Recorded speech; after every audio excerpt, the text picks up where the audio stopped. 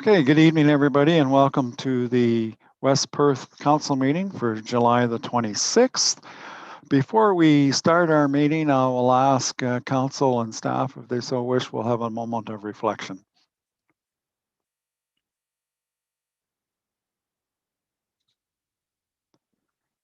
Okay, thank you.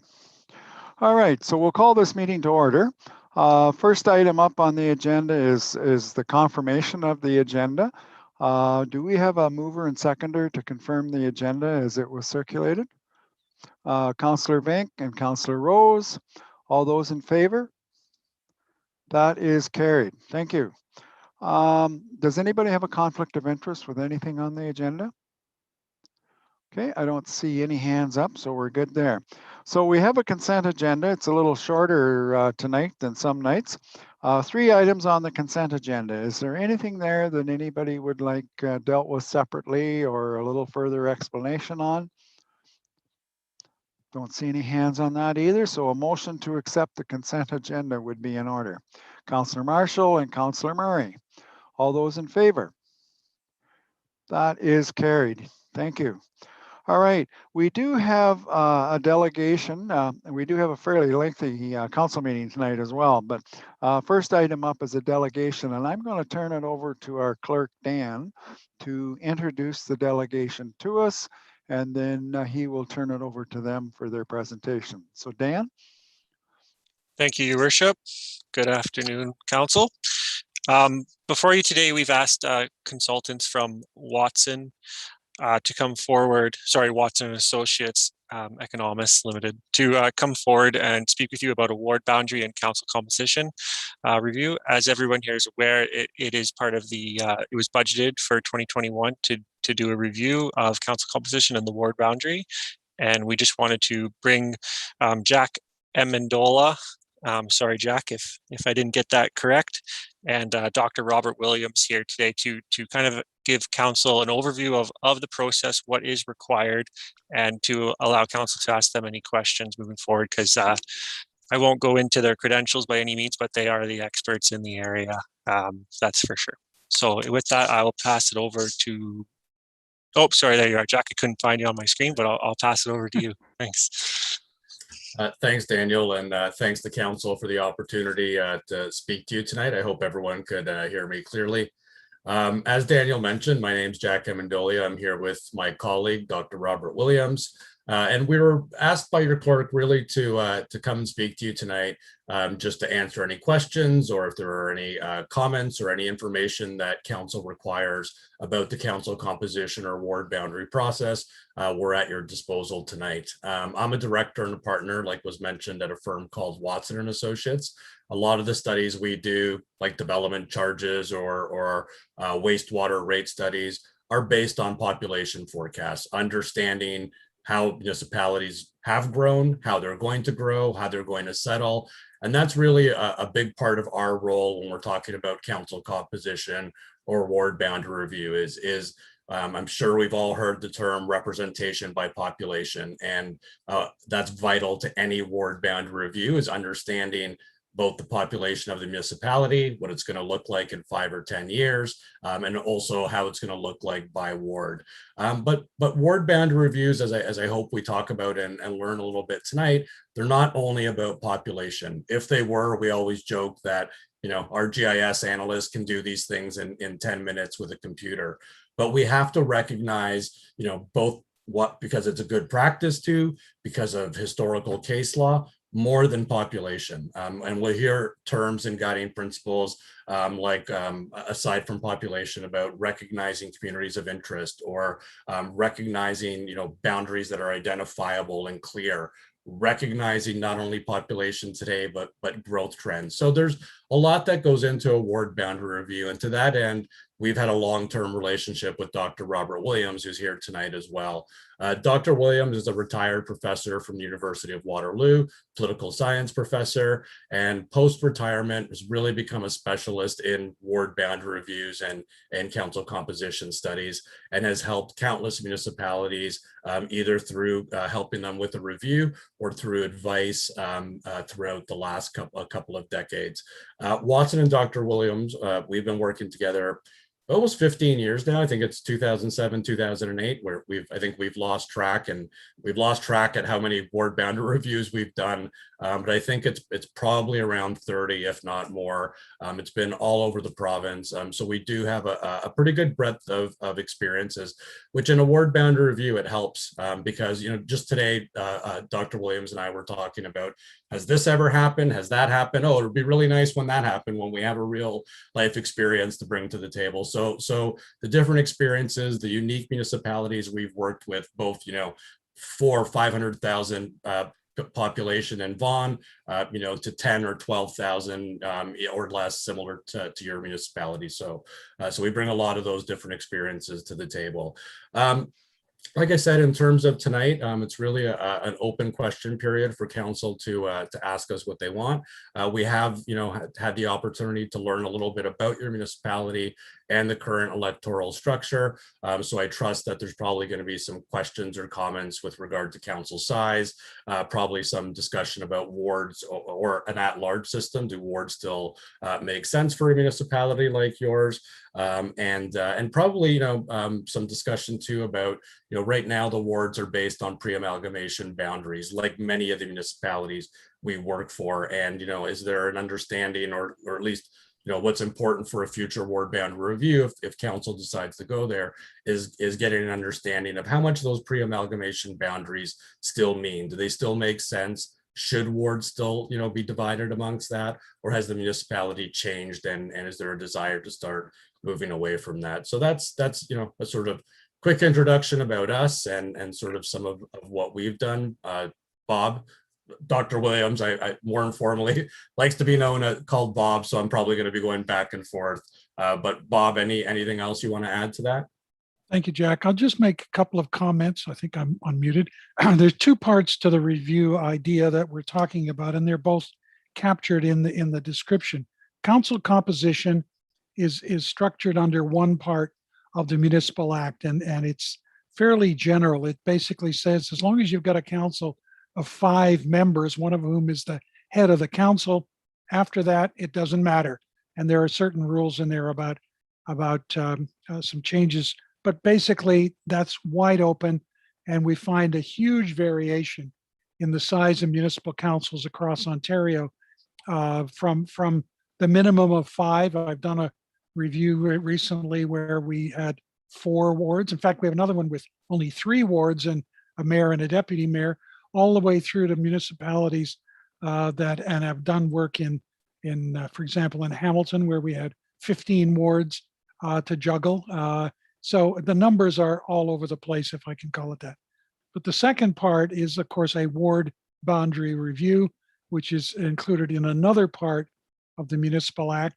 And not unlike the previous one, there are no rules. It just basically says a municipality can pass a bylaw to establish wards, to dissolve wards, or to redivide the municipality into wards. And that's about it. The difference in the two is that a bylaw under that category is open to appeal. There is a procedure spelled out in the legislation to allow residents to appeal that bylaw, not the composition side. So what we talk about, and they're obviously interrelated, clearly, because your composition is based on a 4-ward system, and it has variations in there.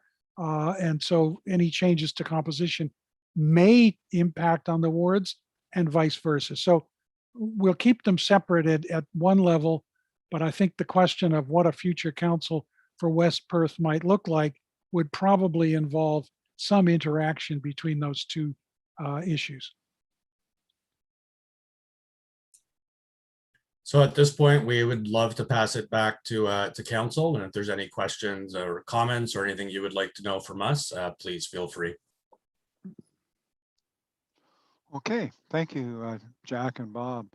All right, so we'll open it up for questions. Who would like to be the first one? Nicholas, go ahead. Is a ward boundary review and council composition review achievable to have implementation before our next election in 2022? I can start this one. I would say probably not at this point, to have a complete process, especially if we're looking at council composition as well. It typically takes us, I would say, in a good spot, about 3 months. And that's really to account for the public consultation point of view. Like I said, I mean, if it was, up to Bob and I, and we had to just come up to council and give you some different options, we can do it a lot quicker. But we also want to ensure that the public consultation process is thoughtful. We do surveys. We have, used to be open houses at, and hopefully it will be soon, but open houses at a community center or at town halls. We switched to virtual, obviously, over the last year and a half. So again, to get all of that in, you're probably looking at a few months. You also want to allow, and as Dr. Williams will tell you, I'm sure when he speaks, you also want to allow time for a possible appeal. We try to avoid that at all costs, but you have to account for it. So to get all of that done, and all of that has to be done by the end of the year, by December 31st, to be implemented for the next election. So, would it be impossible, if we got started next week? Maybe not, but I don't think it would be a thoughtful process. It would just be really too quick, I think. Bob, anything else on that? I think if, again, we go back to the separation that I made, you could change the composition of your council between now and the end of the year, which would mean some of you might not be around the table. Next time there would be fewer of you around the table because that's not appealable. So that kind of a decision could be made with some consultation and pushed into the fall, because that could happen as late as December, I would say, in a worst case scenario. Doing a ward boundary review, however, as Jack indicated, clearly people may have strong views about what the wards ought to look like. They need to be consulted. We need to build in some time for that, and the appeal period, which nominally is 45 days from the passage of the bylaw, with, of course, then the need for what's it now called, the Ontario Land Tribunal, to schedule a hearing and to get you a decision by the end of December. So that's the constraint we would be working under if we were going to change the lines in your boundaries. It has been done. I was part of a review that happened in Clearview a number of years ago, where it seems to me we heard early in August we wanted to do it and we got it through, but there was no appeal. And again, that's our goal, to do things where there is not going to be an appeal. But I think if you were to be prudent, you would want to at least allow for that possibility. So much as we'd love to get our hands on the data and get going right away, it probably would not be a process that would stand up to scrutiny, both around the council table and within the community, and heaven forbid it would actually go out to the tribunal. A process that is as rapid as that would probably not be in the best interest of the community. So if you were clear on simply the numbers, we can certainly help you with that. But the other probably is not something we could successfully undertake. It's a long answer to a short question. Sorry. Thanks, both of you. And thanks, Nicholas, for the question. And there's nothing like starting right off with a good question to start with. So yeah. Other questions? Deputy Mayor Wright. So when you guys talk about a ward boundary, like we have 4 wards, but we can run anywhere we want. So we're really not bound by the ward. I'm the deputy mayor, but if I was a councillor, I could run in Hibbert, Fullerton, Logan, or Mitchell. So do you consider that like anything different than, is that a ward boundary issue?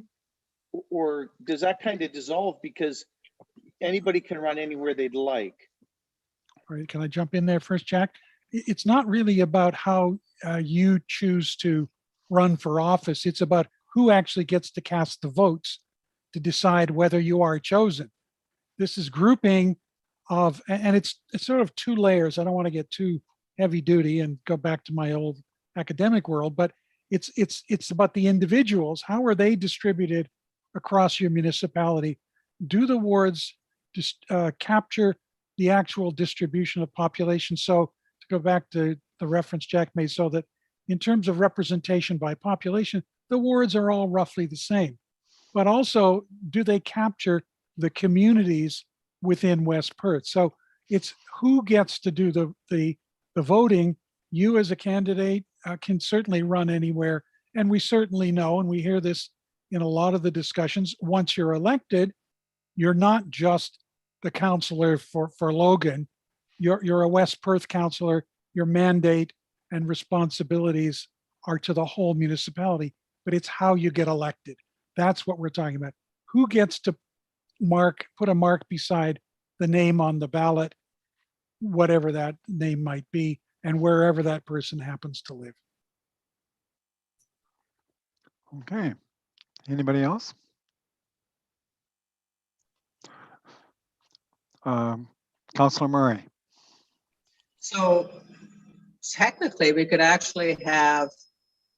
keep the composition of council at 11, but we could change it so we had no wards and everybody on the ballot chose 11 people out of all the candidates. Mm-hmm.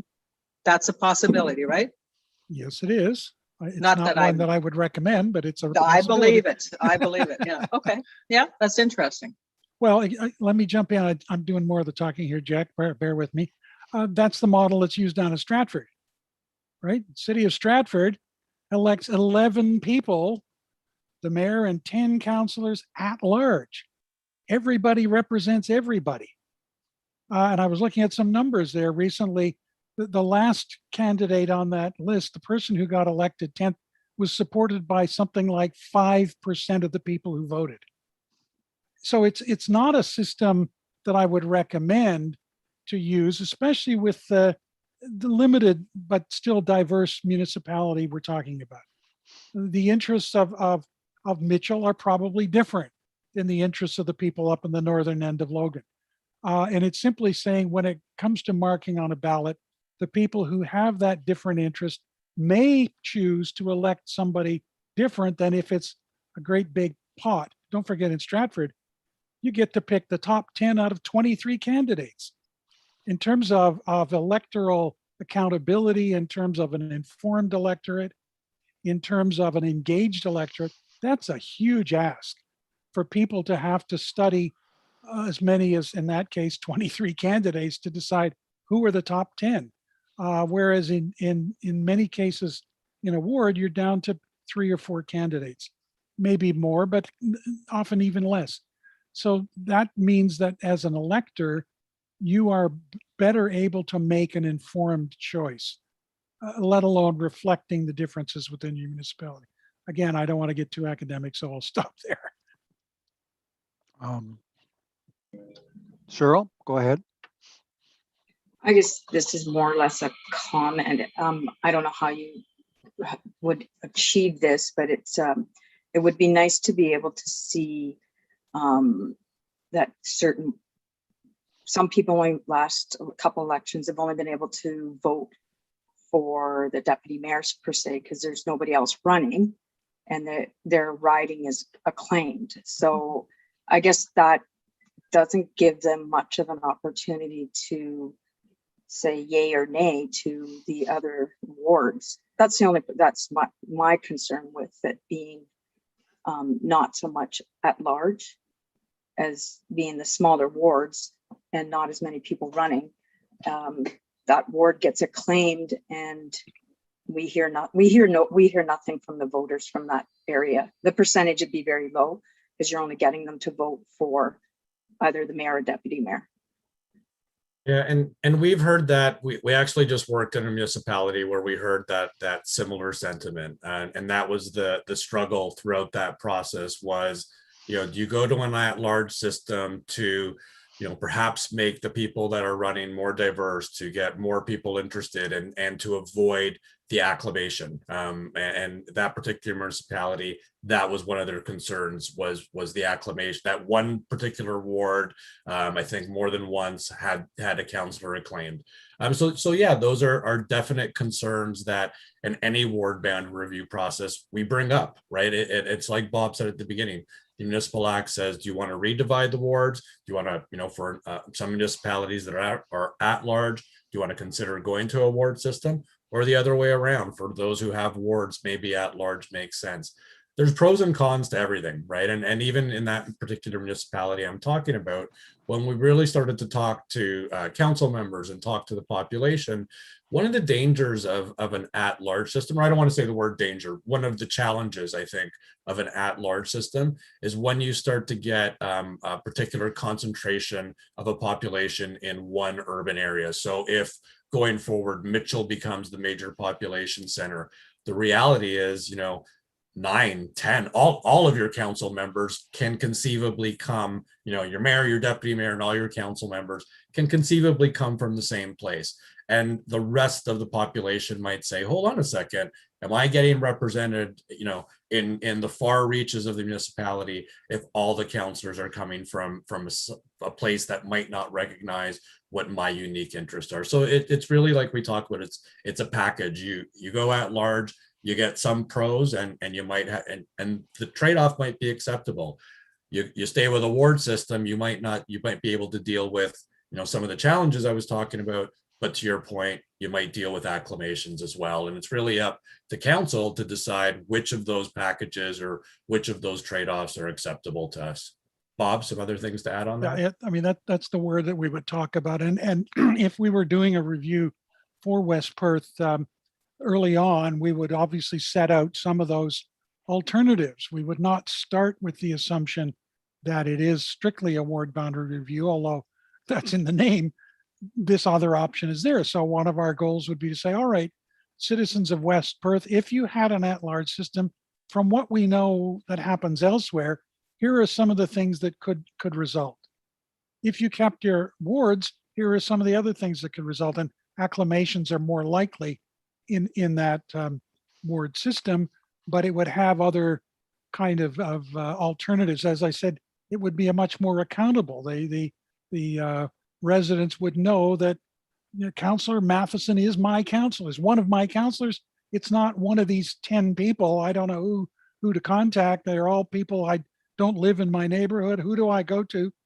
They have you, because it's your question, they have you to thank or maybe to blame for things that have happened, but they know who is at the council table that they chose as part of their community, and how we define that community is part of the review. But again, it's not a clear cut, this is all good, this is all bad.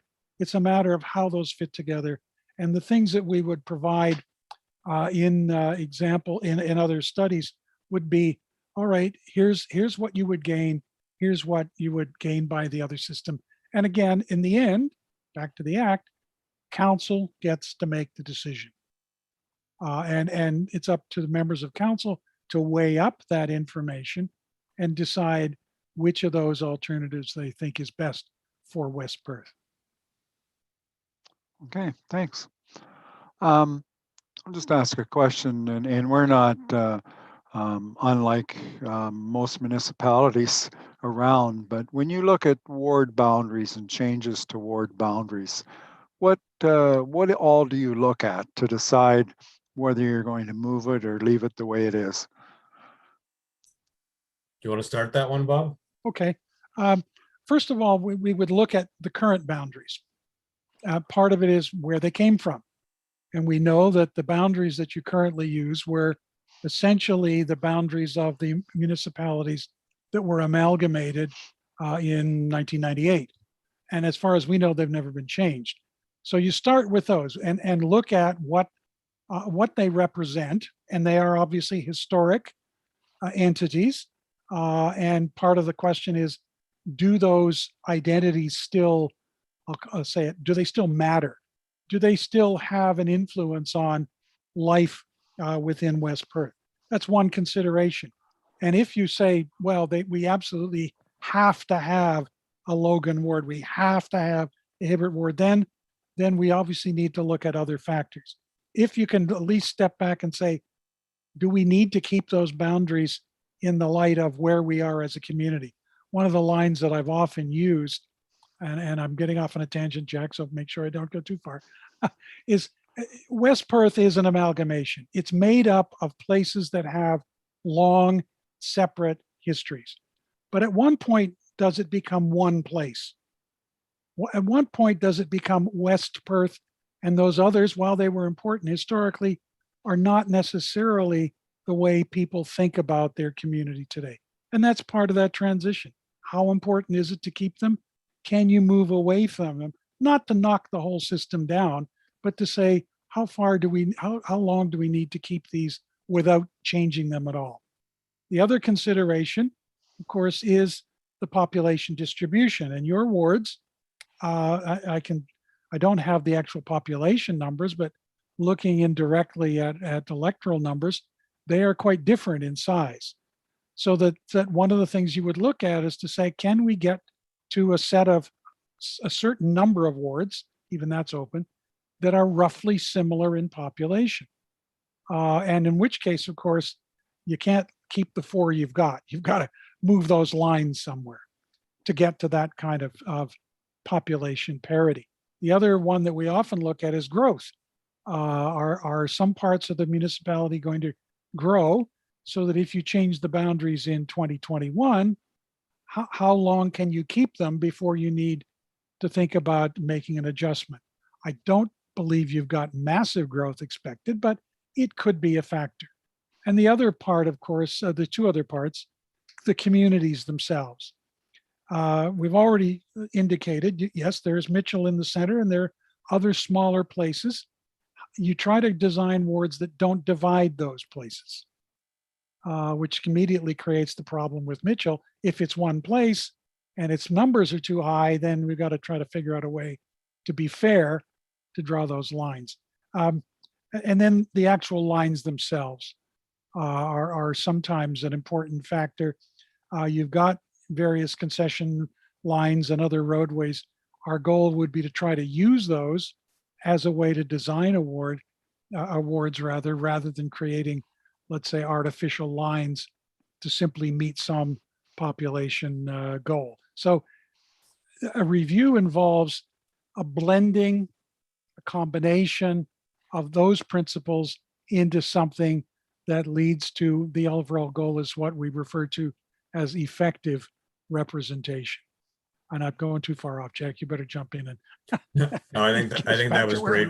That was great, Bob. And it's just to really build off what Bob said. I mean, it's looking at those guiding principles to help us evaluate the existing system. And if there's an issue, if we think that the existing ward system or the existing council size or makeup, doesn't meet the effective representation principle, and we think a redesign can better meet it, then that's what we do is we start to come up with options and see how that compares to the existing system.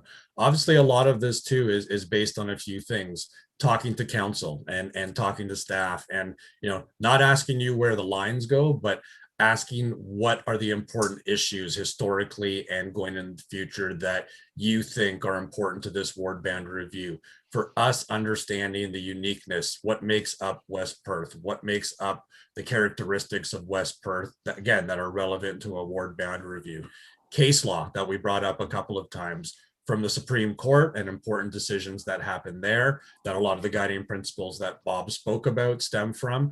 But on a local level as well, the Ontario Municipal Board, then LPAT, now Ontario Land Tribunal, whole bunch of names, same board, but a lot of case law that comes from ward boundary decisions there. And again, just what we talked about at the beginning, our experiences, best practices, we really try to roll all of that into recommendations that ultimately are going to be decided upon council. The last thing that I didn't mention is public feedback. And again, not in terms of a popularity contest, not in terms of, option one got 32% of the survey responses. Sure, that helps. We want to ensure that our options are vetted and viable and accepted, but more so about what we learn from the public. Do you think representation by population is more important? Or do you think that, you know, the trade-off can be, no, we need to pay more attention to communities of interest rather than, and we can live with some population imbalance. So again, it's really rolling all of that into, you know, what we think are going to be recommendations for council. And from a ward boundary perspective, something that's going to be defensible. Because again, like we said, our goal is not to get it appealed, but if it is, we want to ensure that what we've come up with has good rationale behind it and that the board would see similarly. Okay, very good. Thank you. Can very I make much. one more remark, Certainly. Mr. Mayor? Sure. When we talk about boundaries, part of this exercise, of course, is about stepping back and thinking about, is there another way to organize the residents to elect their members of council? And one of the things that one might think about is when I look at, for example, the boundary between Logan and Hibbert along Highway 8. In some ways, that's a corridor. The residences and the businesses on either side share certain interests, yet it's a boundary.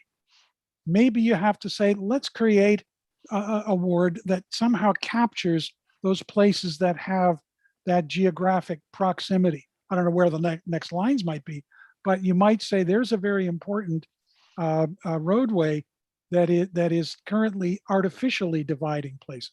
Again, that's one of the examples of how we would take those back to the community. Our reviews normally would involve a series of what we would call preliminary options, based, as Jack said, with conversations with you, with staff, with other research we could do. And we would go to the community and say, okay, here's some different ways of doing this. What do you think? What it's back to that package. What works in here? What doesn't work? What could we try as a different way to get to those goals that you may not have ever used, but perhaps now could be seen as an appropriate way in the future. So it as I said, they all get folded in some way, shape, or form. Sorry, Mr. Mayor, go ahead. Oh, that's good. Good. No, that was fine. Councillor Chinkowski. Through you, your worship, my question to the delegation focuses on workload. I think all of us here would agree that the workload is increasing. The federal government and the provincial governments are what I call silently downloading more issues, more new issues down to the municipal level. And for my part, I find it becoming increasingly complex to get up to speed on the new issues and be able to address them competently or confidently. So how does the change in the nature of municipal government affect, or how is that reflected in this process of reviewing wards and boundaries and council composition? I'll start this one, Bob, and then I'll pass it over to you. It's a great question because it really starts to get into so many of the complex issues that are even a little bit beyond council composition and ward and boundary review. But obviously council size and the structure of council plays into that. I mean, you know, you make a good point that as responsibilities seem to have increased on council, there's also at the same time been a consistent movement or a counter movement against a council size or a willingness to see smaller councils. So you're quite right that there's this sort of built-in tension automatically in the process in terms of what's been going on around us. In terms of other ways that some of that plays into it, and I'm going to let Dr. Williams speak to this because he was more intimately involved in a couple of these studies, but it even starts to get into the question of compensation. It starts to get into the question of full-time versus part-time counselors, and you know, and even from a ward boundary perspective, some of the things we tend to look at, and it gets hard because again, like Dr. Williams said, we're trying to take the individual out of the equation, right? And you're trying to look at it as a role. But even things like development, or we did a study in Caledon and heard about some of the aggregate that goes on there and the large responsibilities that creates on a councillor. So we do have to consider some of those things as we're designing wards, as we're thinking about council size, and is it realistic to have a council of size X and a ward of this size if that councillor has, increased responsibility. So it really gets into some added complexities in terms of, some of the things we tended to look at historically. Bob, some other things to add on that? There are a couple of things, and I'll let the counselor follow up with a question if I don't sidetrack it too much here. One of the difficulties from our side, of course, is getting, I'll call it accurate insights into workload. The problem is that is highly individualized. So each of you come to this role with a different private life, with different perspectives on your professional life outside council, your own experiences, your own opportunities to spend time on this job. This is not a judgment of how well you do it, but to simply ask you for how many hours is not necessarily going to be the answer because of, however, all these other things that fold into it. But it's not unimportant, but very difficult to say counselors work X number of hours, so they should have a ward of a certain size. I don't think we've ever found that kind of a formula. One of the other dilemmas in here, though, is how that workload is distributed. One of the more traditional perspectives we've had is that, for example, when we look at the size of a ward in geographic terms and its population, we've often taken the view that a large rural area can be a ward with a smaller population simply because of that, the distances involved, the areas to cover. Now, in your case, you've got 3 large wards, so that distinction is not as important. Clearly, it's different if it's Mitchell Ward versus Hibbert. The Mitchell Ward, maybe if the councillor is feeling energetic, could walk around the whole ward knocking on doors at campaign time. That can't happen in the rural area. But in terms of staying in touch, we try to take that into account. Nowadays, of course, given the format that we're in right now, those kinds of simple equations don't necessarily matter, but we do want to keep in mind that large geographic areas are not always desirable. Again, it comes back to the point about those historic boundaries. Do they still need to keep those boundaries? Because if you do, then you've got a large territory to cover. The other theme in here, and it's a bit of a tangent maybe, but it's also the question of workload within each of the wards. In effect, there's 4 parts here. And while there might be 9 councillors, there are 4 parts. The 3 Mitchell Ward councillors deal with all of Mitchell. They don't deal with a third of it. The 2 Fullerton councillors have to deal with the whole ward, not half of it.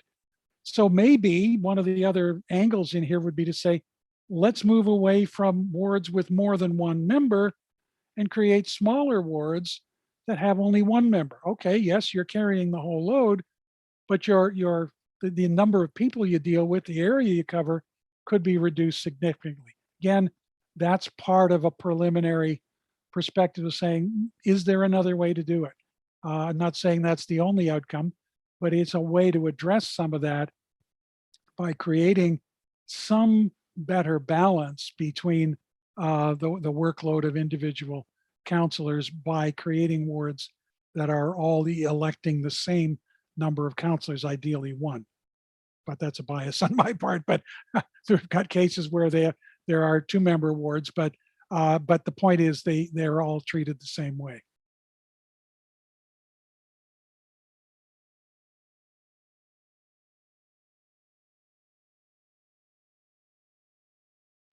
Another $5 into the kitty because I forgot to unmute. Councillor Marshall.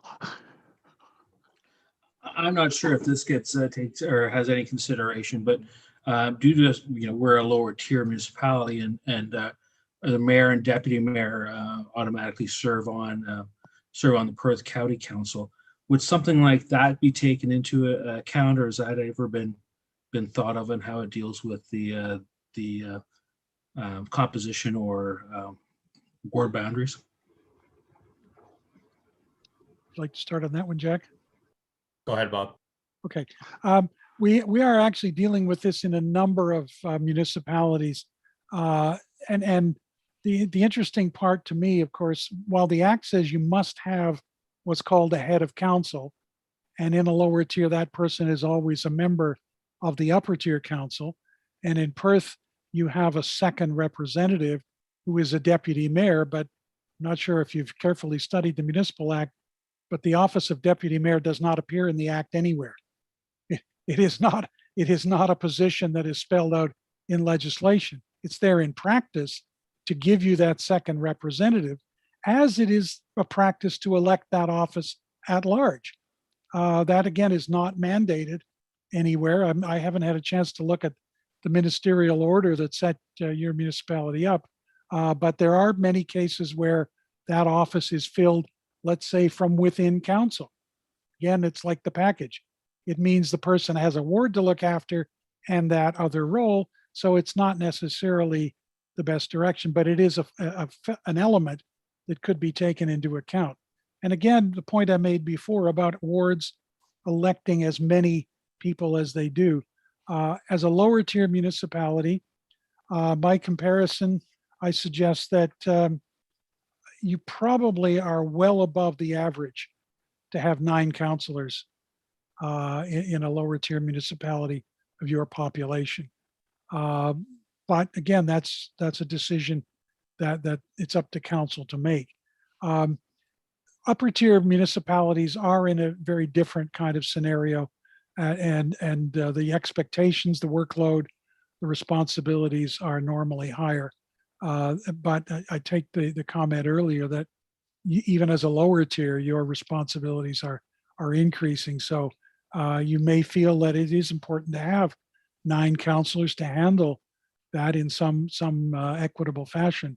But I can't say that there's a clear answer to say, because you're lower tier, you should have a different number than a single tier.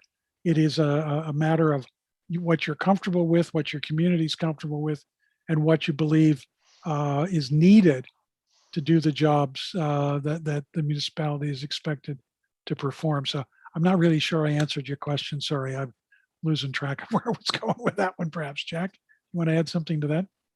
No, I think the only thing I would add to that is just where you started in terms of, looking at so nothing that we're going to look at is going to have any impact on what the county determines, what their composition or what their representation is going to look like. But just what Bob touched on in the beginning, because you have 2 reps that have to sit on county right now, there's nothing to say that the deputy mayor has to be elected at large. Just like Bob said, it could be selected within a council member. There's nothing to say that you have to have a deputy mayor position. Another municipality we're working with is considering, just the second representative on county council would be selected amongst one of the councillors. So those are the types of things that we could look at as part of this review, but obviously what we look at wouldn't implicate or wouldn't have any implications on what your county council determines in terms of composition and numbers. We are kind of unique, I know, for having 9 members on council, and it's not very often that you have quantity and quality in the same group. And if I may, Mr. Mayor, I mean, that's a very important point here. Any evaluation that we do of your system is not about who's sitting around the horseshoe, the figurative horseshoe right now. It's about how the structure works.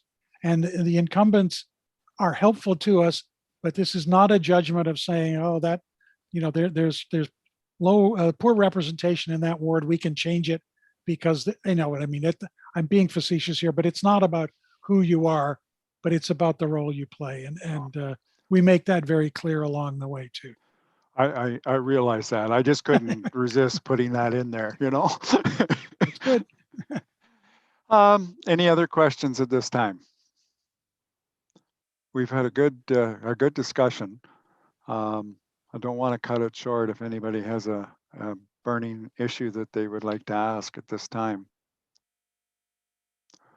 Okay, I don't see anybody putting their hands up, so I would like to thank both of you for coming and talking to us tonight.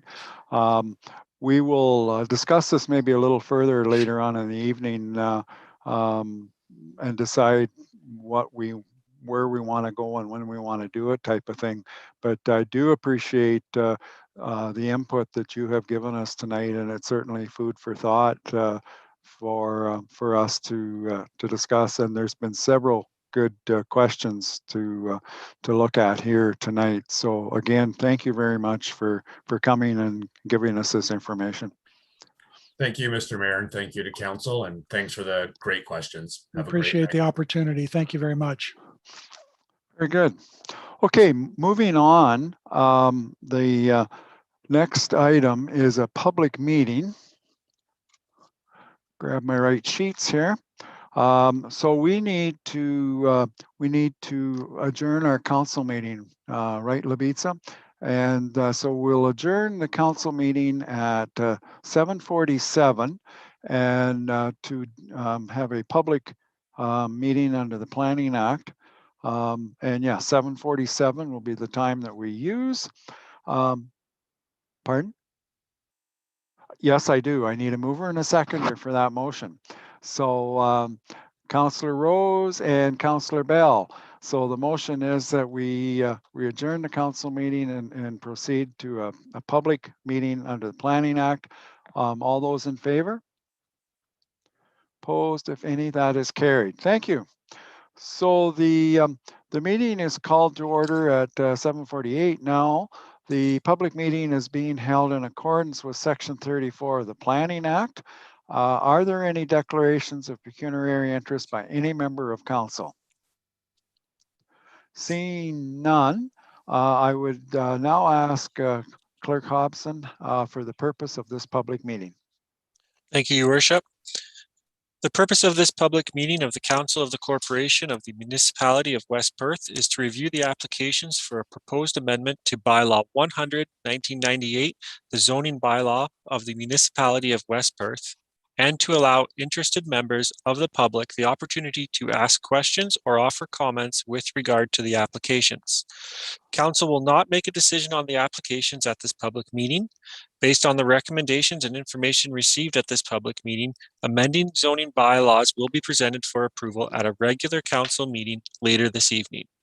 If any member of the public would like to be notified in writing of the decision of the application, they are to provide their name and mailing address and email to myself, the clerk, this evening via email at clerk@westperth.com.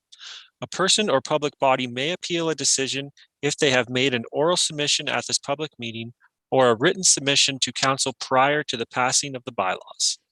Notice was given by mail to all landowners within 120 meters of the land affected by this bylaw and those agencies as prescribed by regulation. A sign advertising tonight's meeting was also posted on the property on July 6th, 2021. Correspondence received following the postings of these notices will be presented by Planner David Gundry. Okay, thank you, Dan. So this is a public meeting for a zoning bylaw amendment. The application was initiated by Robert J. Borson on behalf of Dayrow Farms Limited and affects property described as part of Lot 5, Concession 3 of the Fullerton Ward Municipality of West Perth, 911 number 5185, line 32. I will now call upon David Gundrum, planner for the Municipality of West Perth, to review the application. David, the floor is yours. Okay, thank you, Mayor McKenzie. Mayor, members of West Perth Council, good evening. I'm just going to share a screen to put a few images up for Council's reference while I go through this application for zoning bylaw amendment.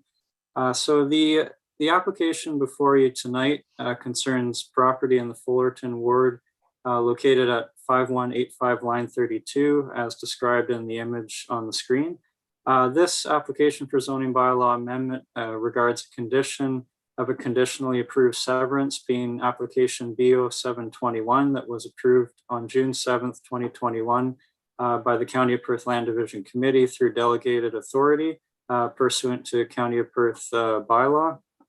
Notice of this conditionally approved severance was sent on June 14th, 2021.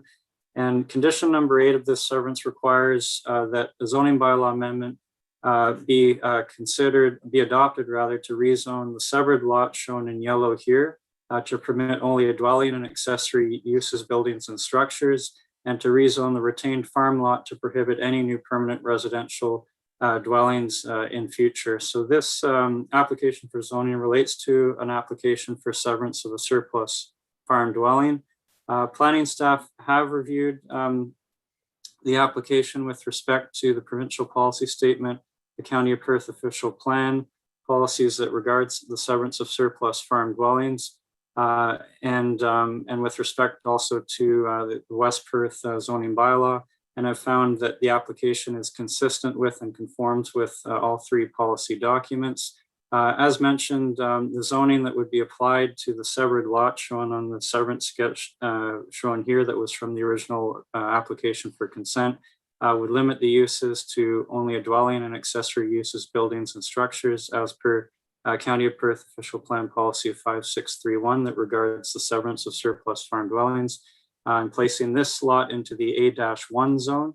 And likewise, it would place the retained lands shown on the sketch before you in the A-3 zone to prohibit any new permanent residential dwellings. So that is summary of the application and our recommendation to council, which is that the application for zoning bylaw amendment be approved. And I'd be happy to answer any questions that members of council may have. Thank you. Okay, thank you, David. All right, at this time, I would ask if there's anybody that wishes to speak in support of this application other than the owner or the agent. And I don't see anybody has signed up to speak. Anybody in opposition? And again, I don't think that we have anybody has asked to sign up about that. The applicant or agent? None as well. Any general comments or questions from council with regards to this zoning bylaw amendment?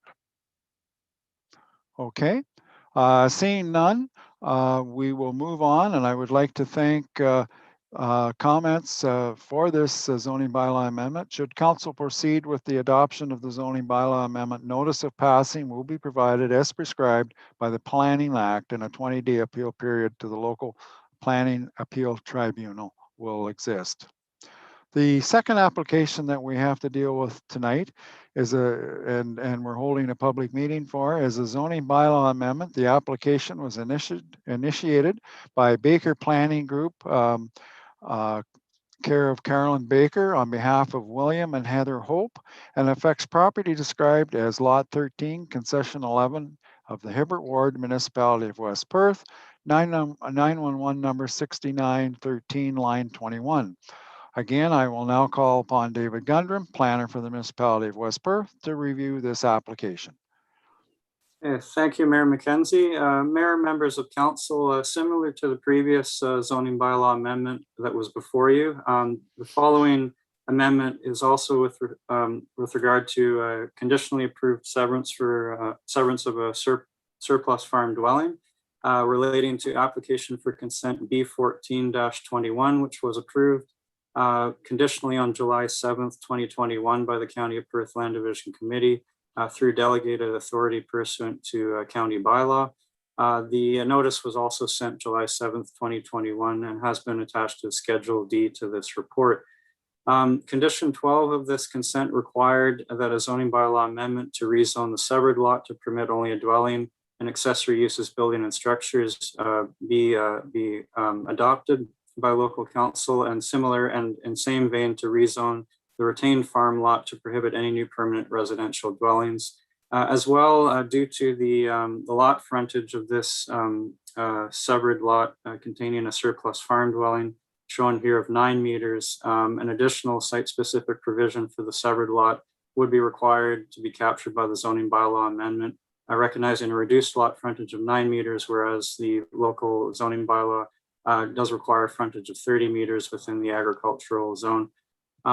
County staff have Planning staff have reviewed the application for zoning bylaw amendment with respect to the PPS, the County of Perth official plan, specifically section 5631 of the County of Perth official plan that governs severance of surplus farm dwellings, as well as the municipality of West Perth zoning bylaw, and have found that the ZBA is consistent with the 2020 PPS, conforms with the County of Perth official plan, and represents good planning. As summarized in our report, we are recommending that local council approve this application for zoning bylaw amendment as a partial implementation of a conditionally approved severance of a surplus farm dwelling in the Hibbert ward of the municipality of West Perth. And just to summarize correspondence, we are in receipt of one piece of correspondence that was received from the Osabo Bayfield Conservation Authority expressing no concerns with the application for a zoning bylaw amendment. So I will stop sharing screen at this point in time, and I'll turn it back over to the mayor for any questions that council may have regarding this application. Thank you. Very good. Thank you, David. Thanks very much. Okay, it's my understanding that there has been nobody indicate wishing to speak in support or in opposition to this application. So at this time, I will give an opportunity to Carolyn Baker, the agent for the applicant, if she wishes to add anything further at this time. Good evening to Mayor, members of council. Thank you for the opportunity to speak. I believe Mr. Gundrum provided an excellent summary of the application. I know the owners are excited to be back before West Perth for the zoning to implement their consent application. And here as well, just to answer any questions or be of any assistance that I can to council in making a decision this evening. Thank you. Thank you, Carolyn. Thank you very much. Okay, at this time, I would ask if there's any general questions or comments or any particular questions from council with regards to this application. And I don't see any hands going up, so I think we're good there. I would like to thank those in attendance for the comments. Should council proceed with the adoption of the zoning bylaw amendment, notice of passing will be provided as prescribed by the Planning Act, and a 20-day appeal period to the local planning appeal tribunal is in effect. So at this time, I would ask the council municipality of West Perth now closes this public meeting at 7:59. Do we have a mover and a seconder for that? Councillor Harold and Councillor Matheson. All those in favor?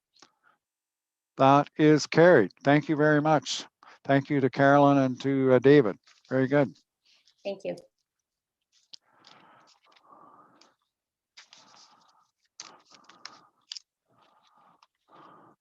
All right, carrying on with our council agenda.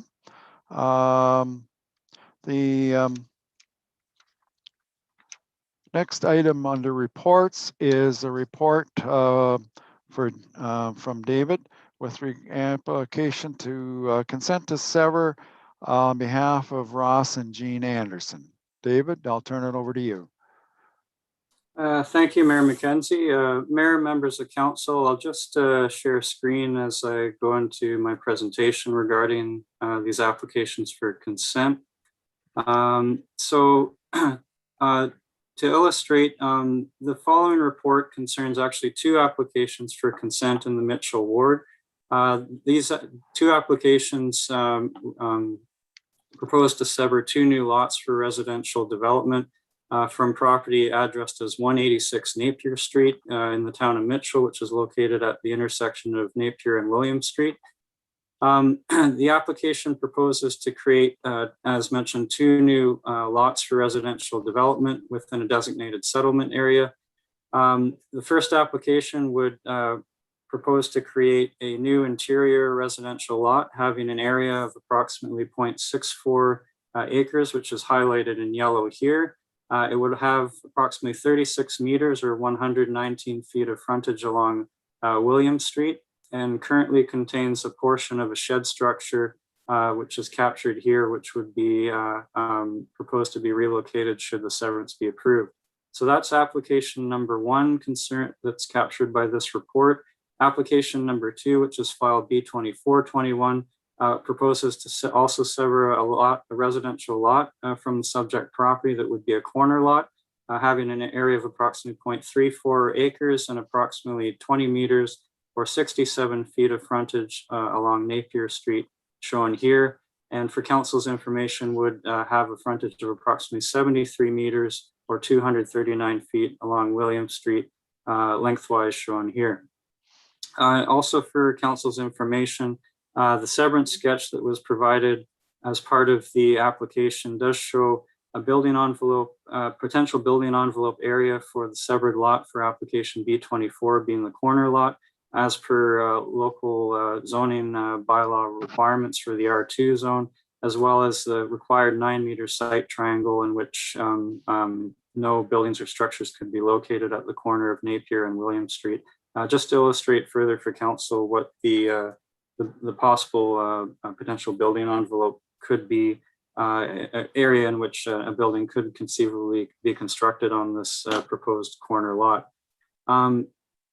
The planning staff have reviewed the application against the PPS, the County of Perth official plan, as well as the Mitchell Ward official plan and the Municipality of West Perth zoning bylaw.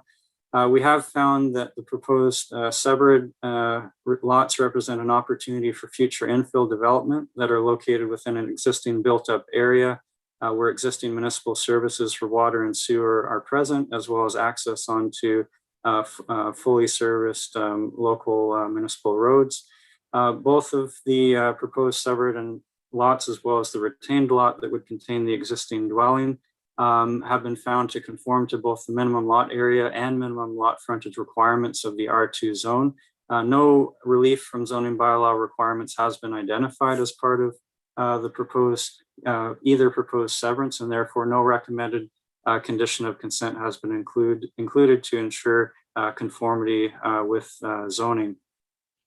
In response to the circulation that was provided for this application through the public notice, we have received comments from West Perth Fire Department as well as the Upper Thames River Conservation Authority, as captured in our report. Both West Perth Fire and UTRCA have expressed that they have either no comment or concern or no objection to the proposed applications for consent. We did receive also 2 pieces of correspondence. Well, one piece from one neighbor at 195 Sunset Drive, as well as a second piece of correspondence from another neighbor at 55 William Street. These were in the form of phone calls, as well as written emails to planning staff. Any questions regarding concerns about future driveway access and future development of each lot were provided to planning staff, and planning staff provided satisfactory responses to the concerns expressed by local neighbors. And then I can say that there are no outstanding unresolved concerns at this point in time that we have received. So I will stop sharing screen at this point. And again, to summarize, we are recommending that West Perth Council recommend approval of each application to County of Perth Land Division Committee, subject to the 9 conditions in our report. And so all 9 of those conditions would apply to each of the individual severances that are before you tonight. So I'll hand it over to the mayor and any questions that members may have. Thank you. Okay, thank you, David. Questions from council with regards to David's report? Council or Deputy Mayor Wright? David, in the consideration of higher densities in that, we, on our next severance, we're gonna get a 15.5 meter lot. This lot, the one lot is huge, 36.39 meters wide. Could easily be 2 lots. Is there any concern on your part that we're making basically an estate lot beside these other 4 lots? Because that one we're leaving there, I would consider an estate lot. And you know, we're always talking about densities, and you could make 2 18.2 meter lots out of that, which is quite substantially able to house another home. Through the mayor, Deputy Mayor, I'm just going to put the image from our report photo back on the screen, just to as help with speaking points here. So I do understand the concern. The R2 zone, the entire subject property is zoned R2, which only permits single detached dwelling and possibly a second dwelling unit accessory to that. The lot shown here, file B23 that would front onto William Street. Admittedly, it does have a wider frontage. However, due to the intersection of William and Sunset to the north, a driveway to access would have to be located at least 9 meters away from the intersection of the street lines. So that is inhibiting towards further severance of that lot. Understanding that the retained lot is still, you could argue is larger than perhaps normal in the area. It is a reduction in size from what is currently existing, and this these severances do represent a form of infill development to intensify the area within existing zoning, mind you. So which would mean, similar forms of development would occur here, and nothing of higher density than what neighbors would be used to could conceivably be installed on those lots. So I hope that helps answer the question. I can certainly do some more follow-up if I didn't answer the question. Yeah. Thank you for knowing. If we know that the driveway can't be in the middle, then because it has to be 9 meters over, that satisfies it for sure for me. Thank you. Okay, other questions or comments for David? Okay, seeing none, we do have a motion here. And I'll read it off. With your permission, I won't read all the 9 conditions. It was circulated and you've had all weekend to read that. So I'll just mention the 9 conditions that are there and we won't read through them all. So the recommendation is that the Council Municipality of West Perth receive the report entitled Applications for Consent to Sever B23/21, B24/21 by MTE OLS Limited, care of Trevor McNeil, on behalf of Ross and Jean Anderson, affecting lands described as part of Park Lot 17, Plan 339, Part 1 on 44R 3369, Mitchell Ward, Municipality of West Perth, 186 Napier Street, Mitchell, dated July the 26th, 2021, prepared by the planner for information, and that the council recommends that the County of Perth Land Division Committee approve the applications for consent to sever numbers B23 and B24/21 for lands described as part of Park Lot 17, Plan 339, Part 1 on 44R 3369, Mitchell Ward, Municipality of West Perth, 186 Napier Street, Mitchell, subject to the following 9 conditions for each application. Do we have a mover and seconder for that motion? Deputy Mayor Ait and Councillor Marshall. Any further discussion? Okay, all those in favor? That is carried. So moving on, the next one then is an application for consent to sever by Trevor McNeil on behalf of Susan and Louis de Decker. David, I'll let you take the floor on that one again. Okay, thank you again, Mayor McKenzie. And I get similar to before, just to illustrate as I go along, I'm just going to put our report photo up initially, and we'll work through this one and what this severance proposes here. So the applicants in this case have applied on behalf of the owners of the property for consent to sever a new interior residential lot within the Mitchell Ward, town of Mitchell, fronting onto Nelson Street. And as members of council may be familiar, this property would back onto to the pool and community center in the area here. The retained lot, or sorry, rather the severed lot, being an interior lot, would have approximately 17.5 meters of frontage onto Nelson Street. approximately 57 feet, and would have an area of approximately 0.14 acres. It would contain an existing shed structure, which is shown here, shows up in the aerial photo. It's a little obscured by the trees that were captured at that time.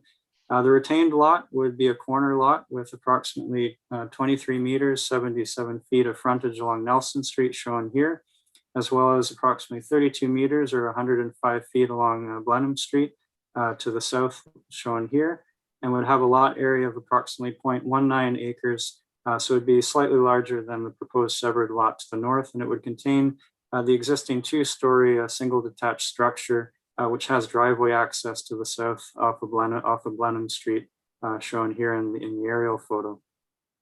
The application has been reviewed with respect to the provincial policy statement, County of Perth official plan, within that also the Mitchell Ward official plan, as well as the West Perth zoning bylaw. The R2 zoning for the property does permit a single detached dwelling on one lot, along with accessory uses, buildings and structures, which would subject to setbacks and lot coverage, which would govern potential future development on the lot proposed to the north. Both the proposed severed and retained lots have been found to conform to the minimum lot area and minimum lot frontage requirements of the R2. No relief from the zoning bylaw has been recommended, therefore, as a condition of consent to ensure conformance with zoning. To date, we have not received any correspondence with respect to our notice of application.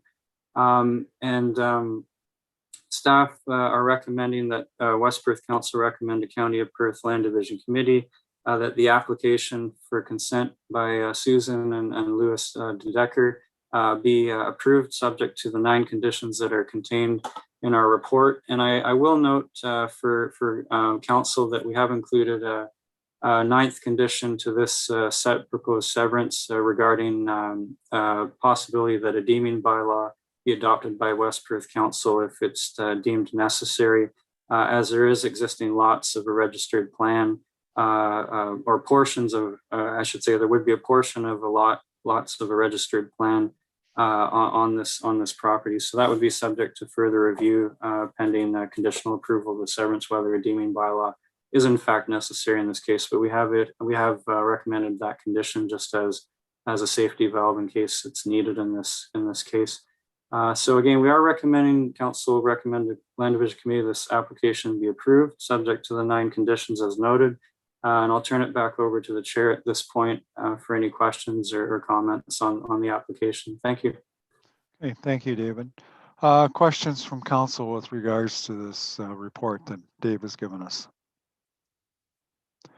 So just a question, David, who would make that call about whether the deeming bylaw would have to take in effect? Would that be a county call or would that be a legal call?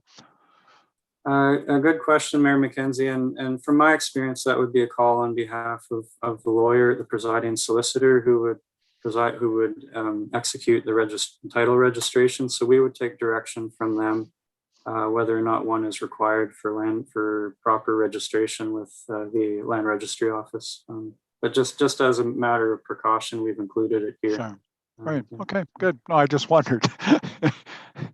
Okay, no other questions from anybody? All right, I do have a motion here. And again, I will do the same as I did with the previous one. I will read the motion, and when it gets to the conditions, I'll just mention that there's 9 conditions and that we have had an opportunity to read them over the weekend.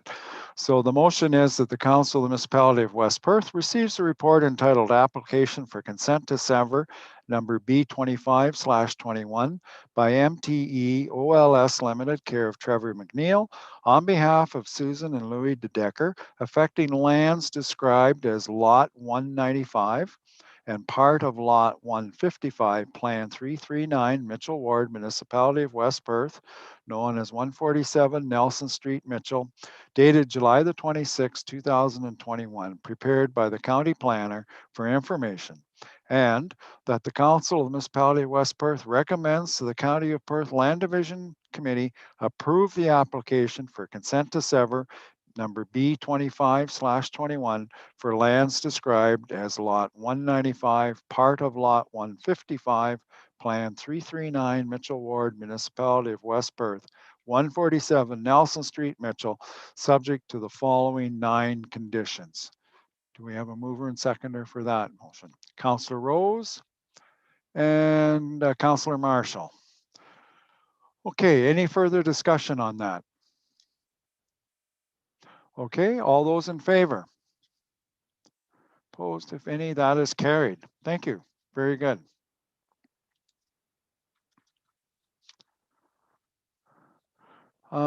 So we have one more. Do we hear David? Yes, we do.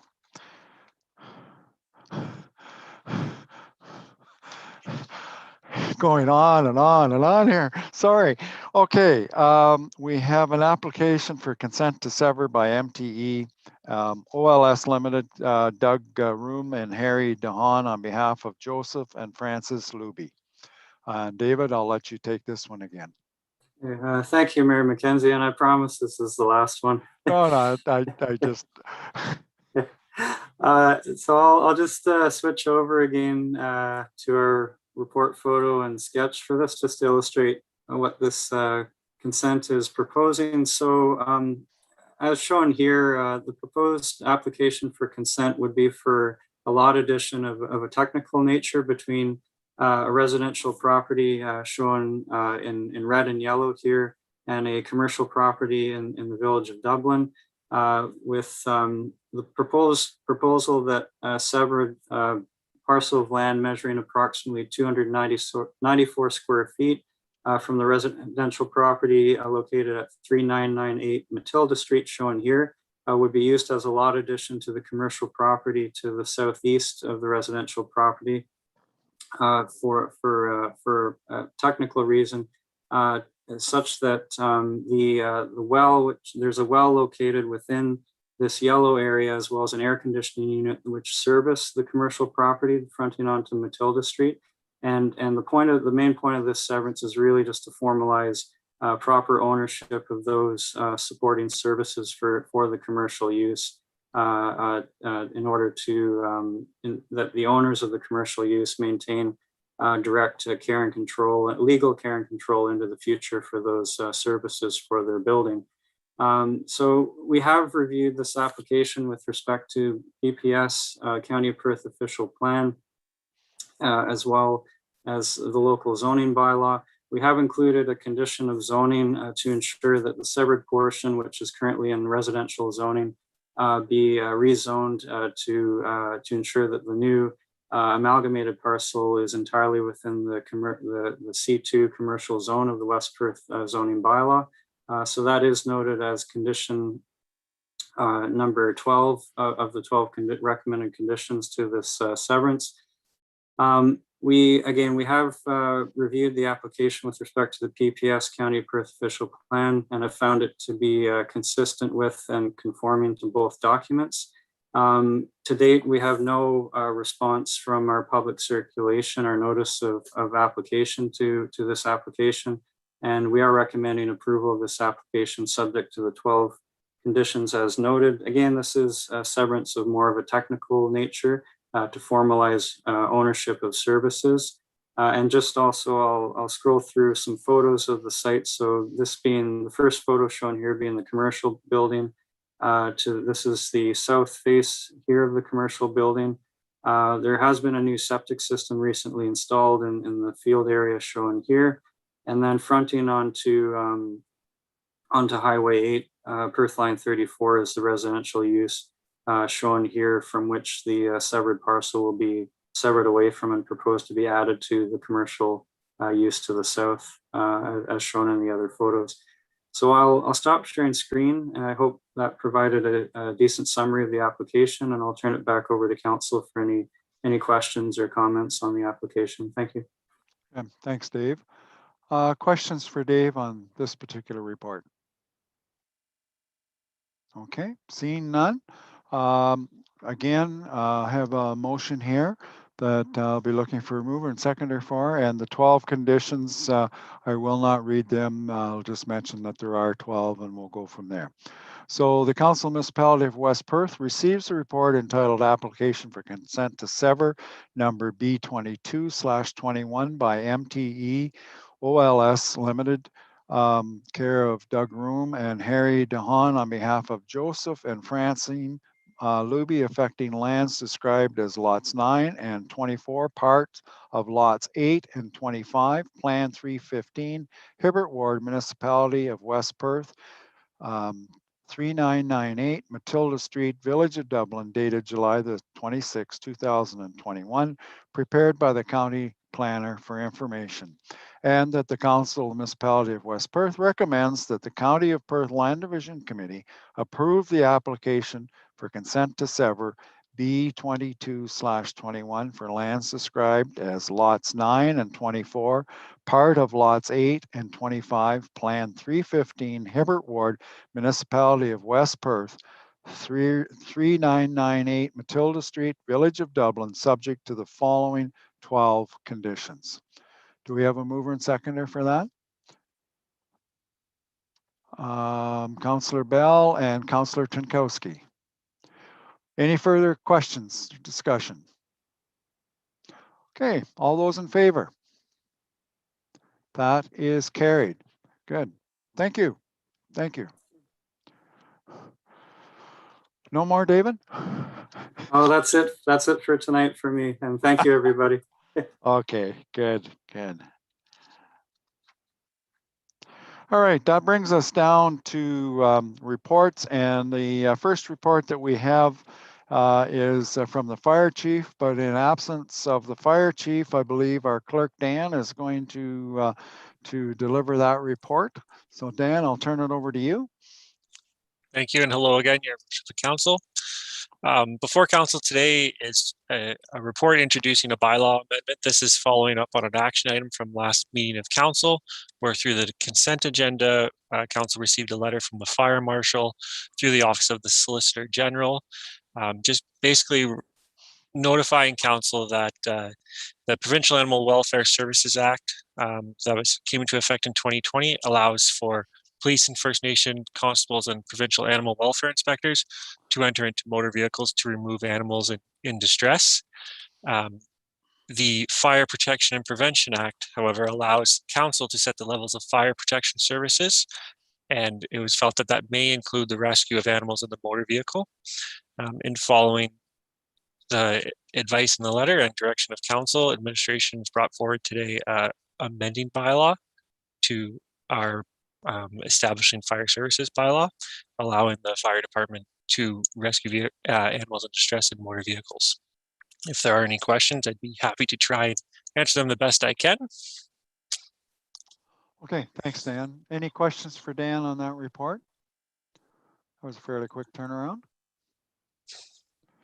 Most cases like this, I would assume it would be the police that would likely get called as opposed to the fire department, but I guess there's always that chance, and we're making provisions that if they do get called, they can handle it. So if there's no further questions, the motion I have here is that the Council of Municipality of West Perth received the Establishing and Regulating Bylaw Revision Animals in Distress Report for information, and that council amends bylaw 06/1999 to include rescuing animals in distress from vehicles to the list of authorized fire department services. We have a mover and seconder for that. Councillor Rose and seconded by Councillor Marshall. All those in favor? That is carried. Thank you. The next is a report for the operations manager, and in his absence, Jeff is going to carry that one forward. So Jeff, I'll turn it over to you. Good evening, everyone.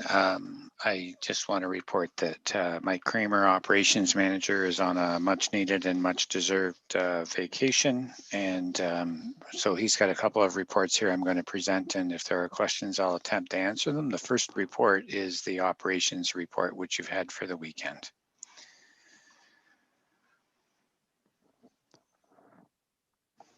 Any questions for Jeff on that one? If not, we do have a motion here, and the motion is that the Council Municipality of West Perth accepts the Operations Manager report dated July the 26th as information. Do we have a mover and seconder for that? Councillor Rose, Councillor Murray. Any further discussion? Okay, all in favor? That is carried. Okay, and the next one, Jeff? Okay, the second report is a report on cold planning and paving for Ontario Road, Highway number 8, connecting link tender results. The tender process results and information are included there. I will read the recommendation that Mike has provided and that I support, and we're asking council to approve that council for the municipality of West Perth award the cold planning and paving Ontario Road Highway 8 connecting link tender to Cobourg Paving in the amount of $450,302.06, including HST.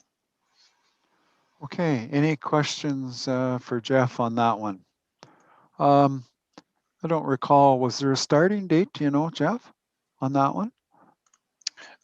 We don't have a starting date laid out right in this report, but we would be starting imminently. I noticed that we have the sign ready I to go. noticed the sign was up. That's why it made me ask if we were going to start right away on it. So yeah, we'll be starting soon. Yeah. Yeah. Okay.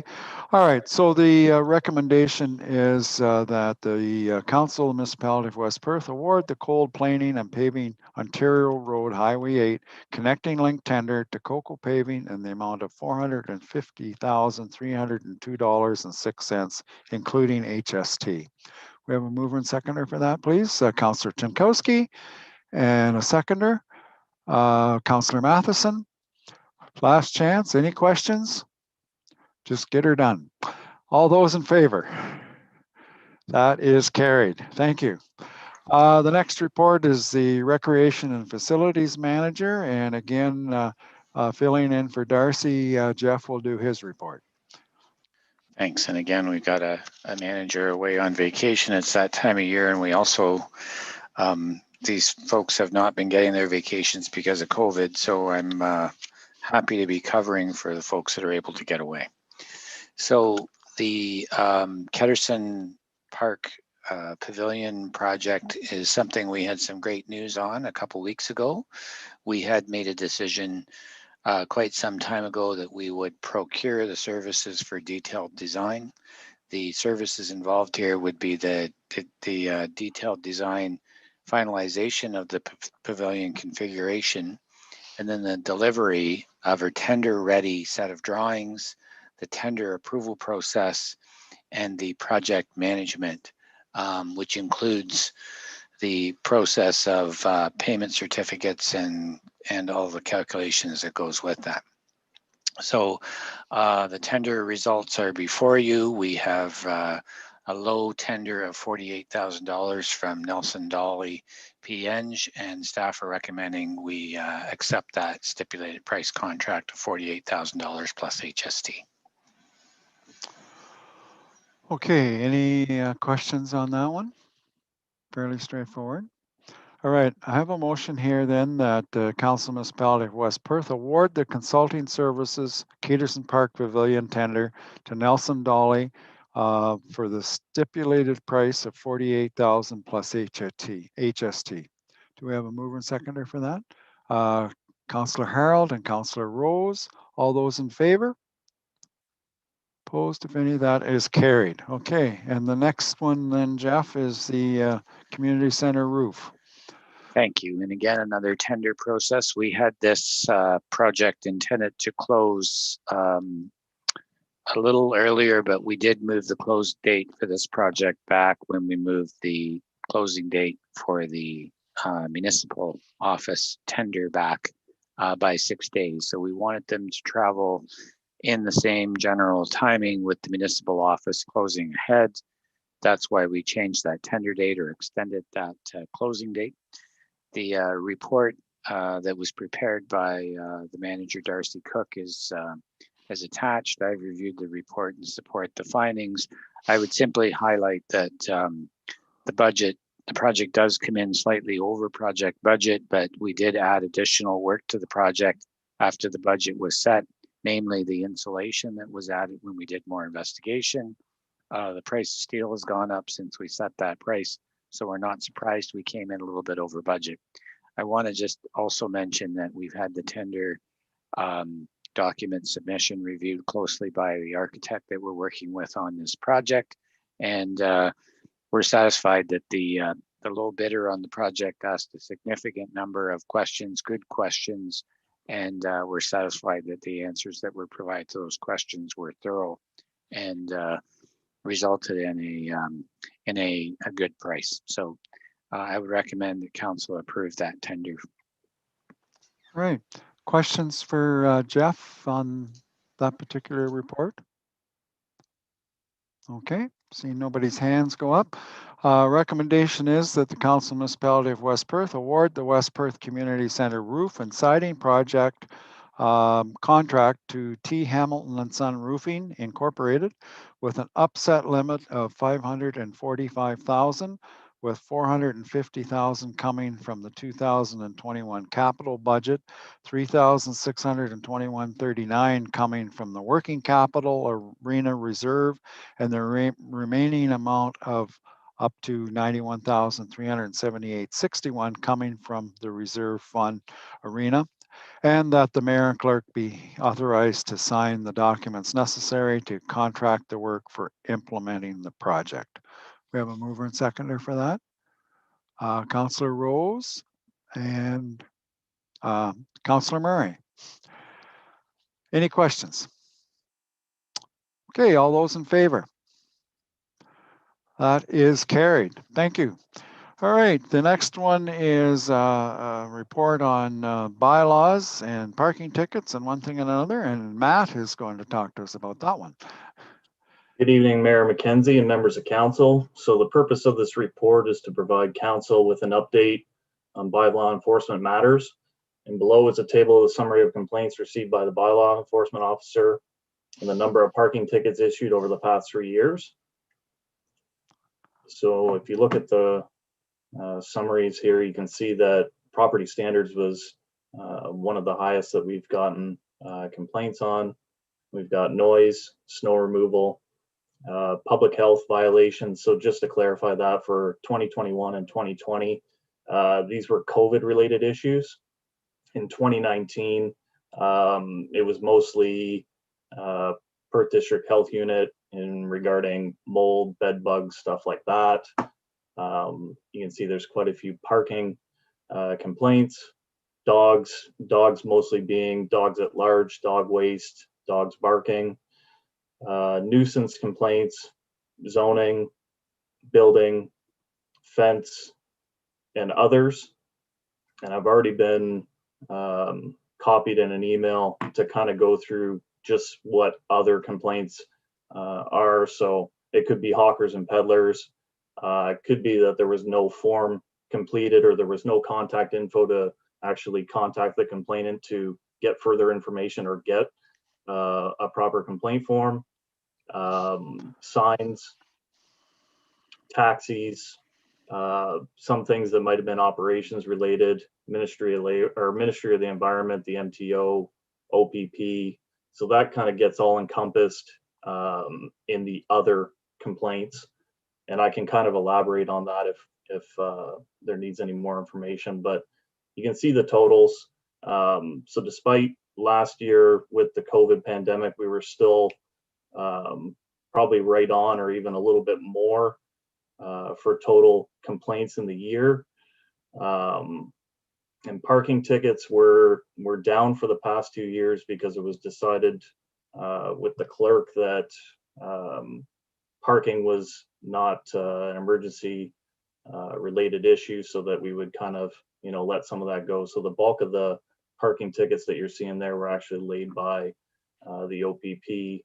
But for reference, in 2018, there was 104 parking tickets that were given. So, up over 100 parking tickets per year is probably average. If anybody has any questions, I'd be happy to answer them at this point. Okay, any questions for Matt? Deputy Mayor Height. Do you think we could get speeding tickets swept under the rug too? You know, I went to look at a van on Friday night, and lo and behold, I went to see what was for sale, and there was a parking ticket on it, and I handed it to the lady, and you know where it is. It was on the corner of Blanchard, and I don't think we should say there's a pandemic and not do our job. Just as the deputy mayor, it's a fine line to say the clerk said don't give out parking tickets for the last 2 years. That's all I've got to say. I don't want to debate it. Okay. Dan, I'm going to let you comment here. Thank you, Your Worship. Just to clarify that direction given to bylaw enforcement was it's been changed. Where we are out there enforcing our bylaws now. So thank you. Right. Other questions? Property standards seem to be significantly higher last year. Is that because everybody was home and looking around at their neighbors that Yeah, would normally be could at be. work? Yeah, it could be. Just like there was a lot of renovations going on last year too, Yes. because a lot of people were at home and they were, Yeah. you know, kind of unhappy with what they were seeing. So that might have something to do with it. I'd say that this year to this point, we're probably down a little bit on complaints. So maybe it's balancing itself out.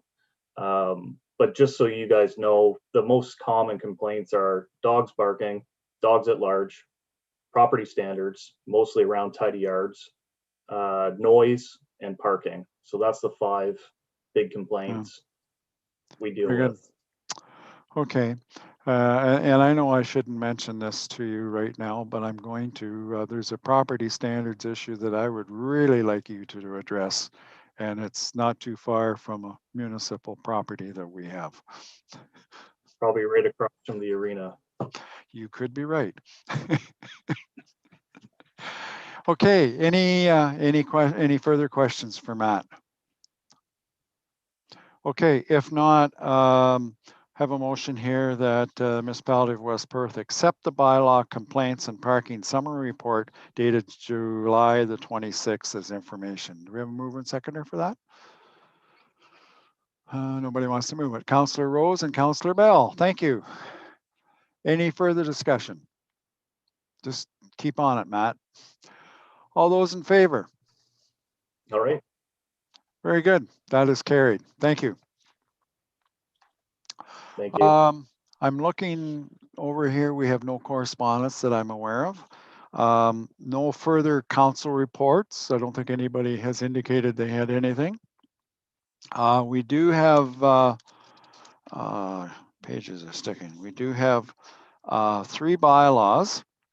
Zoning bylaw Z254 being a bylaw to amend bylaw 100, 1998, as amended for property described as part of Lot 5, Concession 3 of Fullerton.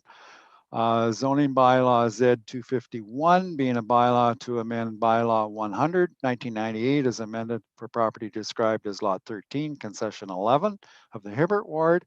And bylaw 58 being a bylaw to amend bylaw 6, 1999, to establish a fire department for the township of West Perth. Those are our 3 bylaws for this evening. And the recommendation is that the Council of Municipality of West Perth gives first, second, and third and final reading to zoning bylaws 254, 251, and bylaw 58 this 26th day of July. Do we have a mover and seconder for those 3 bylaws? Councillor Marshall and Councillor Matheson. Any questions or further discussion on any of those 3? Councillor Vink? It just sounds a little bit funny, the establishing a bylaw for the township of West Perth in fire department, but yeah, it should be the municipality, but initially when that was drafted, it would have been the township of West Perth. That was because we ran as a township for the first year or 2, and then it was changed to the municipality. So that would be why it's worded as that. And Dan, I don't know, maybe you can indicate if that could be changed or not.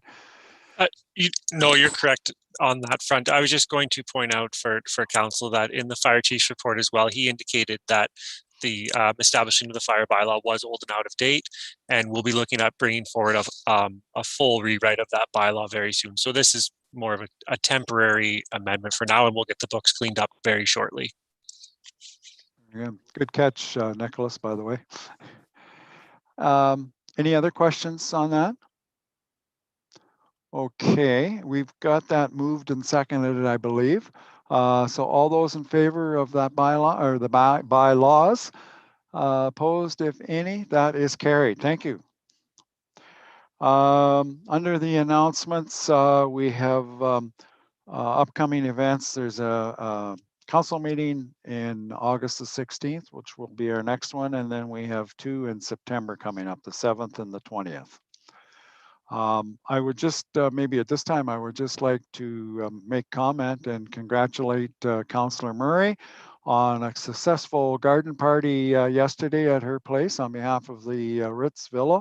I think it was very well attended, and I don't know when Councillor Murray actually finds time to attend all these gardens, because they're just immaculate. So very good, Anna Marie. It was a good day, and I was really impressed with all the flowers you have. Just amazing.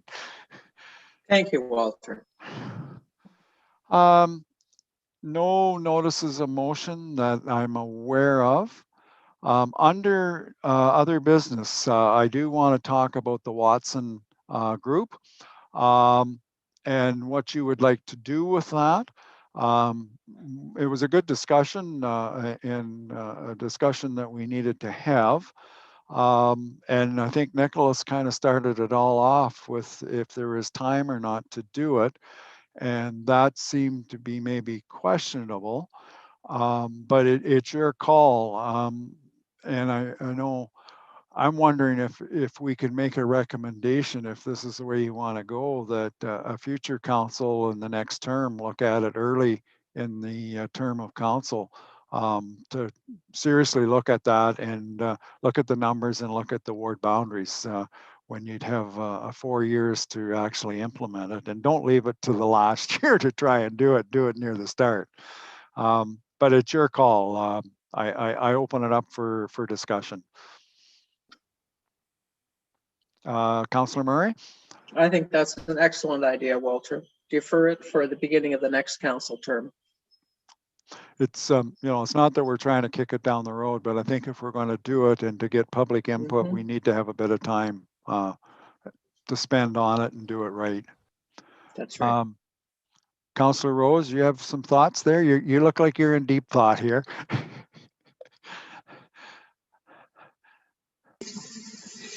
Well, as I had stated before, I think this is something that our constituents should have a lot of input on, and not just the council. If they want to lose a representation or part of it, I think they should definitely be consulted in it. That's all. No, I think you make a valid point, and that's why I think it justifies moving it to the next term of council and having a good look at it. And as they said, they involve public consultation. So I think if it's worth doing, and we do have to look at it in each term of council, but if it's worth doing, it's worth doing right, and let's have a look at it. So Councillor Matheson, you have a question? Yeah, I agree that it should be definitely looked at, but I would like to see that it be put on record, that it be done somehow, a recommendation that it actually be done in a certain time frame, like you were saying, not that we right now haven't really picked a time frame for it to happen, whether it be next December or next January of 2022, whatever the first, like it should be made a priority, like you said, to give the time to make the decisions. I'd like to see something being brought forward. We've spent some money on consulting now, recommendations on what the size of our council package is and whatever, just what I think that was back in the spring or earlier last year. You know, as council, I think we should be looking at ourselves too, as leaders in what we should be putting forth. But again, your constituencies, your electors need to voice their concerns about it also. Right. So I just like to see it be more of a definite plan that this is what's going to take place. Okay, I'm going to look to Dan here now. And Labitza, they're both over to my side here. We can do a motion here tonight and strongly suggest to the new council that they look at it sometime within the first year of their term of council. That would be possible, would it not, Dan?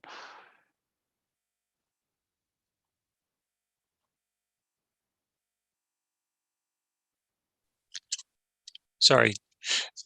Yes, it would. I was just going to type up maybe a recommendation for council if they so wish, and I can put it on my screen here and we can go forward with that. I can just add, while Dan's putting that together, Mayor McKenzie, I think there'll be plenty of opportunities for council to work with annual work plans as well. This council will have a shot this year in October when we bring you strategic planning discussion. And you'll recall from the last one, we did it in March, but we indicated that we would move it into the fall for 2021. And if you recall that strategic work planning that we did, we identified projects in the coming year and in 2 years. And I think staff can certainly take that input from council and make sure we get it on our strategic work plans. We'll be meeting with this council this fall and again next fall, and be able to confirm the timing that you want that project to come up on the staff agenda to bring back to a future council. Okay, you have a motion there, Dan?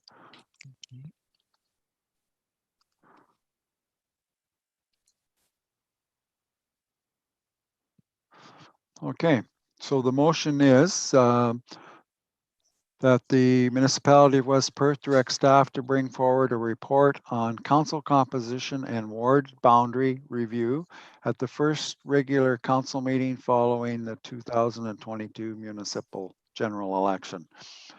I don't know whether it needs to be the first meeting or not. Like, I'm thinking maybe within the first year of the first term. Sherry? No, that's fine. Oh, there.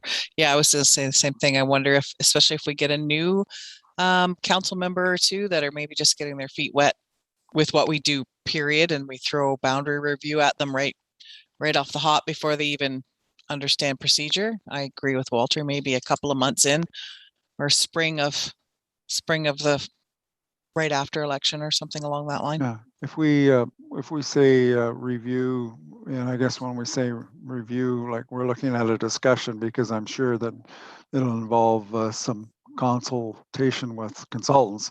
So if we say within the first 6 months of the next term of the new council, does that sound like a plan? I can only see 4 counselors, so once we get the screen back, if you have any further comments, just let me know. Any further discussion on that? Is that palatable to everybody here? Councillor Wright. Oh, sorry, I didn't see Doug. 6 Okay, months, go ahead, 'cause Doug. remember, the first 3 months on your new council, you've got budget. So then you could do it in March, because public consultation, you don't want it in an agricultural community. You don't want it in May and June. You either want it in November, December, or March and April of that first year, so that the people in the rural areas can come out and participate. So yeah, I'm thinking of a discussion at council with regards to it, and then it would be turned over to the consultants, and the public part could be done in the fall even, or in the summer. Like, we could stipulate a time that we want it to happen, I think we're flexible there. I just, where I'm coming from is we just don't want to kick it down the road and forget about it, and come 4 years time, whoops, we haven't done it yet. So let's get it addressed in the, that it comes on the floor within the first 6 months, and then it can be addressed. But I'm open for suggestions here by all means. Councillor Marshall?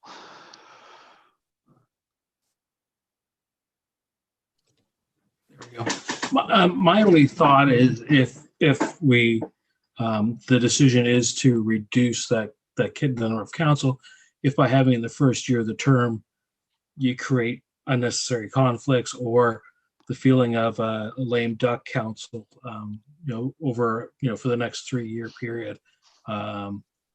There's a reason why it's often done kind of starting the middle of the council term with the last, having the decision in the last year before the election. So that's my only kind of concern about jumping right into it on, first thing as a new council. So you're saying you would like it dealt with roughly with the second year of a council as opposed to the first year? That's kind of my thought. You deal with it over the second year, and the third year it's implemented, and then you just don't have that almost 3.5 years of potential conflict if the number of positions are reduced. And just a thought. Yep. No, good point. Dan? Thank you, Your Worship. I just want to highlight that the potential motion on the table is just indicating for staff to bring forward an information report to council to get the ball rolling. It's not really committing that council to any timeline. It's just an action item for staff to bring forward. So it's back in front of the new council following 2022, and then timelines and next steps can get sorted out as that council so wishes. It's not indicating that we're bringing in 6 months, we're bringing Watson in or a tender or anything like that. It's just, we're just getting it back in front of the people that make the decisions. So at least that's how I would interpret this resolution. So are you okay with that, Jeff? Like, it's just to get it on the floor, and then, time frame can be addressed at that time. Sure. I think that's fine. It just, I'm not sure that was the understanding before that clarification there. Right. So. Okay, good. Any other questions or comments? Do we need the motion read one more time, just to clear the air here? Anybody want it read a second time? Okay, because I don't have it in front of me, so if you needed it read, I'd have to get Dan to read it. But if you're good, what we want is a mover and seconder for that motion. Councillor Matheson, and do we have a seconder for that? Councillor Murray, thank you. Any further discussion at this time on that motion? Councillor Trinkowski. Through you, Your Worship, could I ask the clerk just to post just share the screen and post what he's written there before Sure. we can see what we're voting on, please? Nope, that's a good point. I'll get him, I can even get him to read it if you wish, or I can read it here. It's on the screen now. So the motion is that the Council Municipality of West Perth direct staff to bring forward a report on council composition and ward boundary review within the first 6 months following the 2022 municipal general election. Is there anything you want changed there? Tweeted?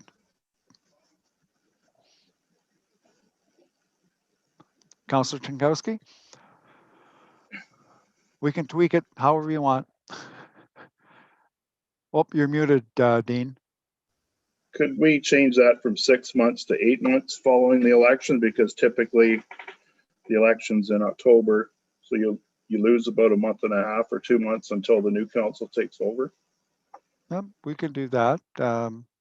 With the blessing of everybody else, we can change that from 6 to 8. I think the main thing is that we get it on the floor for the new term of council within the first year. So is everybody okay if we change from 6 to 8 within 8 months? It could still mean it might come back within 6 months, but we've put a cap on it that within the first 8 months it comes back. Okay, is that okay with the mover and seconder? All right. Okay, all those in favor of the motion? Opposed, if any? And that is carried. Thank you. All right, so we just have two motions left. Confirmatory bylaw, being a bylaw to confirm the proceedings of council of the corporation of municipality be West Perth for the meeting dated July the 26th. Be read a first, second, and third time and finally passed, and that the said bylaw be signed by the mayor and clerk and sealed with the seal of the corporation. Mover and seconder for that. Councillor Rose and Deputy Mayor Wright. All those in favor? Opposed, if any, that's carried. And finally, a motion to adjourn at 8:56. Mover and seconder for that, Councillor Marshall and Councillor Trinkowski. All those in favor? We are adjourned. Thank you very much. Very good.